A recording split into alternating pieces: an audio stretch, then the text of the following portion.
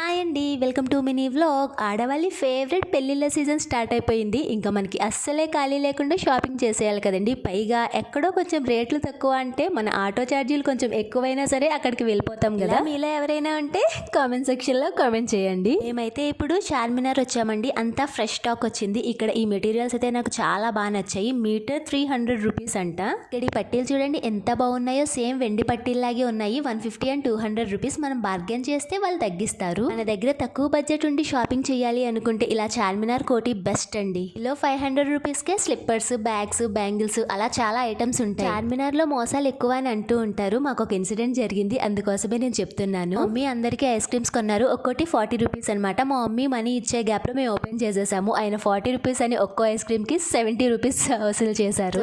చార్మినార్ లో అందరూ జాగ్రత్తగా ఉండాలి. 1కి 2 సార్లు అడగాలి. ఫైనల్ గా మా నాన్న నేను చార్మినార్ ముందు ఫొటోస్ తీసుకున్నాం. Please subscribe